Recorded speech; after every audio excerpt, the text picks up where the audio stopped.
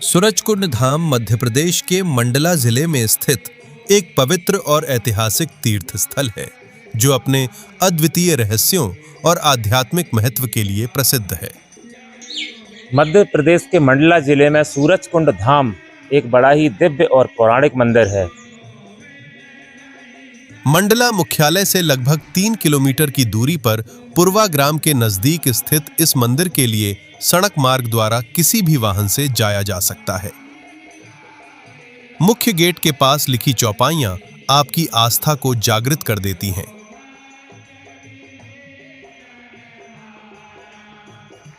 यह मंदिर अपनी प्राचीनतम मान्यताओं के लिए प्रसिद्ध है।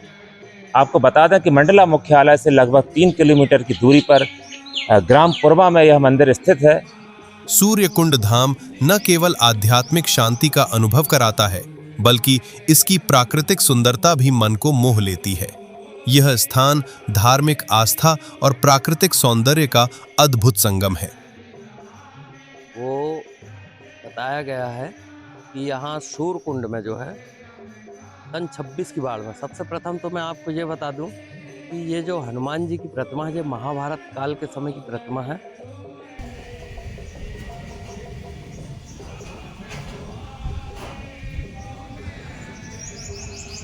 कहा जाता है कि यह मंदिर रामायण काल का है। इस मंदिर में स्थापित प्रतिमा किसी विशेष दुर्लभ पत्थर से निर्मित होने के कारण भव्यता का प्रदर्शन करती है और दिव्य रूप में नजर आती है।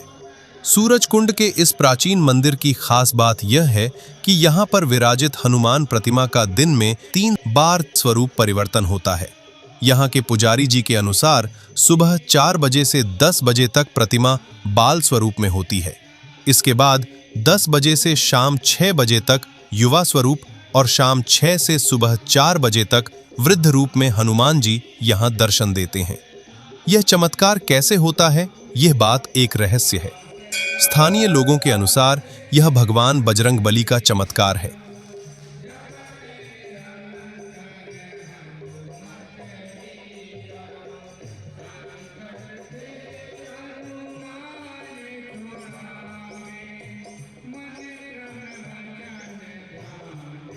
पौराणिक मान्यताओं के अनुसार भगवान सूर्यदेव यहाँ पर तपस्या करने के लिए आए हुए थे।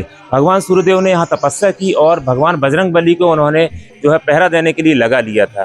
भगवान सूर्यदेव यहाँ पर से तपस्या करके चले गए, लेकिन भगवान बजरंगबली यहीं विराजित हो गए। आप देख सकते हैं कि यहाँ 7 घोड़ों वाला जो रथ आज भी विराजमान है, भगवान सूर्यदेव उस पर सवारी किए हुए हैं और यहीं जो है सूर्यकुंड धाम बन गया और भगवान बजरंगबली की मूर्ति यहाँ विराजित है।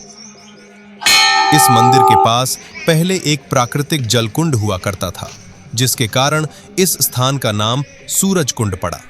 माना जाता है कि यह कुंड बेहद पवित्र था और इसमें स्नान करने का धार्मिक महत्व था।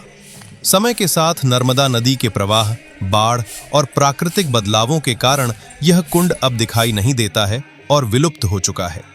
वर्तमान में शासन द्वारा इसका जीर्णोद्धार कराया जा रहा है। सूर्यकुंड मंदिर के समीप यही है वो नर्मदा तट, जहाँ पर बताया जाता है कि यहाँ कहीं एक कुंड हुआ करता था। वह कुंड 1926 में जो बाढ़ आई थी, उस बाढ़ में डूब गया और विलुप्त हो गया है। उस कुंड के आज यहाँ प्रमाण देखने को नहीं मिलते हैं और बताया जाता है कि उसी कुंड के नाम से इस जगह का नाम सूरजकुंड पड़ा है।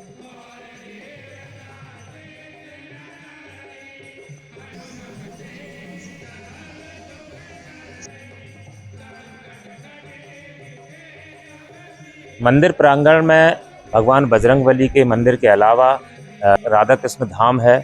इसके अलावा बिल्कुल मंदिर से लगा हुआ सामने की तरफ 1008 ब्रह्मलीन श्री भारती जी महाराज जी का समाधि स्थल है। उसके अलावा दुर्गा मंदिर है, शिव मंदिर है, नर्मदा जी का मंदिर है। ऐसे तमाम तरह के मंदिर यहाँ पर विराजमान हैं। इस मंदिर के विषय में बताया जाता है कि यहाँ जो हनुमान जी की मूर्ति है, यह दिन में 3 स्वरूपों में अपना रूप दिखाती है। तो वह जो ब्रह्म मुहूर्त होता है, वहाँ से लेकर के 10 बजे तक यह बाल्य अवस्था में रहती है। 10 बजे से लेकर के शाम को 6 बजे तक युवा अवस्था और शाम 6 बजे के पश्चात रात्रि में यह वृद्धावस्था में मूर्ति का स्वरूप दिखाई देता है। सन 26 की जो बहुत बड़ी एक बाढ़ आई थी, उस पर हनुमान जी यहाँ पर बाढ़ के द्वारा नर्मदा जी से बहकर आए, और ये हम लोगों के लिए एक बहुत ही सौभाग्य की बात है। कहते हैं उस समय 25, 30, 40 लोग हनुमान जी को उठा के सोचे कि हम ये बड़ वृक्ष के नीचे स्थापित कर दें, पर उन लोगों से वो हिले भी नहीं। और जब उनकी पूजा अर्चना, प्रसादी वगैरह चढ़ाई गई, पूजन अर्चना की गई, तो उनको मात्र 4 लोग उठाकर उनकी स्थापना कर दिए, और वहाँ काफ़ी समय तक यही जो बड़ा वट का वृक्ष लगा हुआ है, उनके नीचे काफ़ी साल तक पूजा होती रही है। मंदिर प्रांगण में मां नर्मदा परिक्रमा वासियों के लिए आश्रय स्थल बनाया गया है, जहां उनके भोजन और ठहरने की व्यवस्था की जाती है। श्री हनुमान जन्मोत्सव पर सूरज कुंड में ब्रह्म मुहूर्त की महाआरती बेहद दिव्य होती है। मंदिर को लाइटिंग, दीपों और फूलों से सजाया जाता है। पुजारियों द्वारा विधिवत महाआरती की जाती है और शंख घंटियों की गूंज से माहौल भक्तिमय हो जाता है। इस दौरान असंख्य श्रद्धालु जयकारे लगाते हैं। साथ ही महाप्रसादी व दीपदान की व्यवस्था भी की जाती है।